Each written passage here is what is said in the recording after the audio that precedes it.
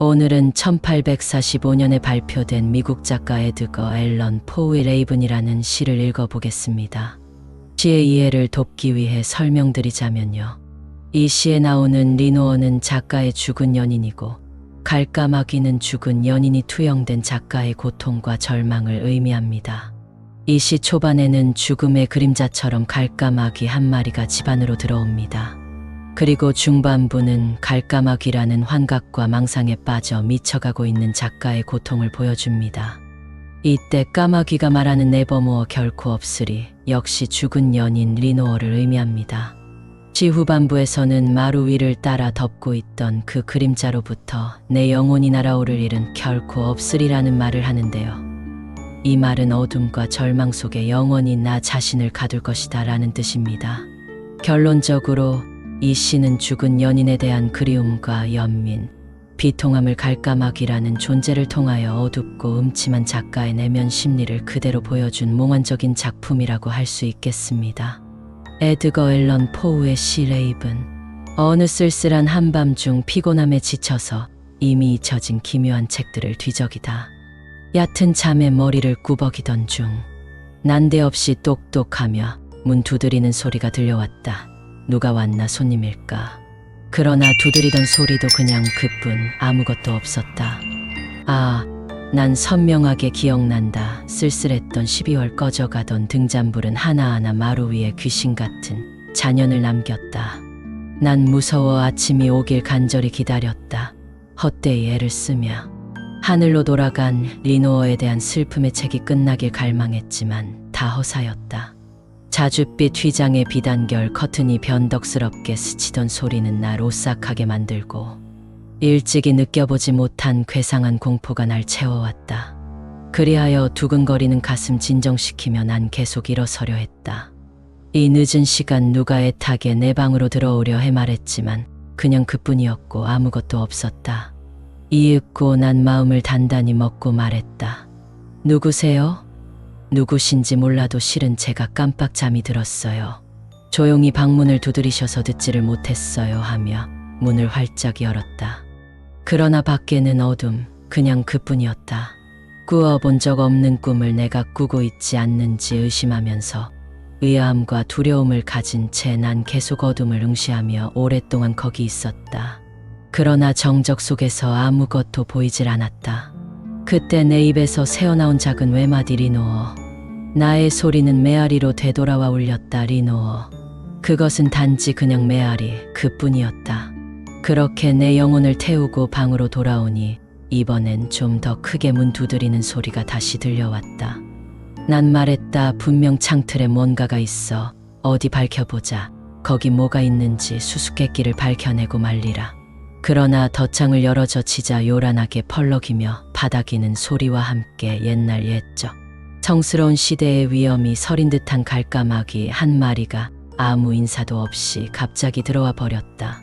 까마귀는 품이 있는 귀부인의 자태로 방문 위 팔라스 조각 흉상 위로 걸터 앉았다. 단지 올라앉아 더 이상 아무 말도 없었다.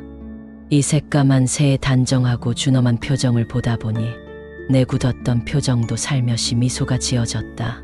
설마 밤의 나라 어느 기슭에서 헤쳐나와 떠돌던 으스스하고 해묵은 그 까마귀는 아니겠지? 만약 그렇다면 지옥의 어둠 속 왕후 같은 자태를 뽐내는 너의 이름은 무엇이냐? 갈까마귀는 대답했다. 결코 없으리. 이 볼품없는 새가 또박또박 대답하는 모습에 난 놀라고 말았다. 비록 대답엔 별 의미도 없고 엉뚱하기도 했지만 아마 어떤 사람도 자기 방문 위에 걸터 앉아 말하는 새를 볼 수 있는 행운은 갖지는 못했을 거다. 라는 말에는 동의하지 않을 수 없을 것이다. 방문 위 흉상에 앉은 새는 자기가 새인지 짐승인지도 모르고 그저 결코 없으리라는 말만 했고 새는 마치 자기 넋을 쏟아내듯 그 한마디밖에 하지 않았다. 그리곤 더 이상 아무 말도 않고 깃털조차 펄럭이지 않았다. 이윽고 난 혼자말로 다른 친구도 모두 떠났어. 내일이면 새도 떠나겠지. 내 희망이 날개짓과 함께 사라졌듯이. 그러자 새는 말했어. 결코 없으리. 이렇게 꼭 맞아 떨어지는 대답에 난 깜짝 놀라며 말했다. 아니야, 지금 이 새가 뱉어낸 말은 단지 다른 주인에게서 주워 익힌 유일한 문장일 뿐이야. 그저 무자비한 주인에게 쫓기며 같은 후렴구만 되풀이하다 우연히 배운 걸 거야. 사라져간 희망의 만가에 딸린 구슬픈 후렴구처럼 말이지. 결코 없으리. 어쨌든 갈까마귀는 나의 슬픈 마음을 달래주었기에 고마움의 표시로 난 흉상과 방문 앞에 푹신한 방석을 깔아주었다. 그리고 곰곰이 생각했다. 으스스하고 비쩍 마르고 볼품없고 불길한 이 옛날 옛적 새가 내뱉는 결코 없으리라는 이 말의 의미는 과연 무엇일까? 골몰이 생각했지만 새에게는 아무 질문도 하지 못했다. 그저 난 이런저런 생각에 잠기다 등불빛이 넘실대는 보랏빛 푹신한 쿠션에 머리를 편히 기대고 앉아 잠시 쉬었다. 하지만 등불빛이 넘실대던 저 보랏빛 쿠션에 그 새가 기대는 일은 결코 없으리. 생각하던 그때 보이지 않는 향로로부터 향이 흘러나와 공기는 짙어졌고 푹신한 양탄자 위에는 천사들의 발소리가 울려 퍼졌다. 가련한 자여, 너의 신께서 너에게 이 약을 주셨노라. 이 천사들 편에 보내셨노라. 너의 리누어에 대한 기억으로부터 오는 아픔을 덜어주고 기억을 없애주는 이 망각의 약을 마시도록 하여라. 고마운 망각의 약을 들이키고 떠나간 리누어에 대한 기억은 모두 잊거라. 이에 갈까마귀가 말하길 결코 없으리라. 난 말했다. 예언자여, 아님 흉악한 것이여. 새든 악마든 예언자임에 틀림없는 자여. 폭풍으로 날려서 왔건 유혹의 악마가 보내서 왔건 제발 진심으로 말해주오. 귀신 들린 듯한 이 쓸쓸하고 황량한 땅 위 공포가 넘나드는 이 집에 진짜 있단 말인가요? 아픔을 달래는 향유가 진짜 있다는 건가요? 말해주세요, 제발. 까마귀가 대답하길 결코 없으리. 나는 말했다. 예언자여, 아니면 흉악한 자여, 아님 새든 악마든 간에 예언자임에 틀림없는 자여. 우리 위 하늘을 걸어 맹세코 슬픔을 짊어지고 있는 내 영혼에게 말해주오. 저 멀리 에덴 동산에서 천사들이 리누어라 부르는 성스러운 이 여인을 나의 영혼으로 안아줄 수 있는지. 이에 까마귀가 말하길 결코 없으리. 난 벌떡 일어나 소리쳤다. 새든 악마든 이제 그 말을 작별의 의미로 삼아야겠소.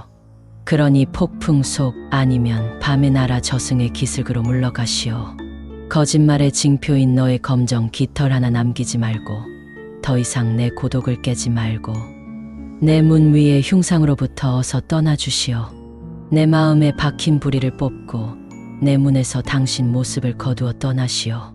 이에 까마귀 답하길 결코 없으리.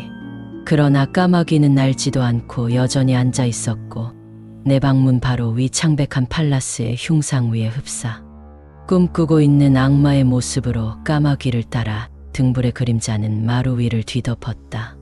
그때 난 생각했다. 마루 위를 덮고 있는 그 그림자로부터 내 영혼이 날아오를 일은 결코 없으리.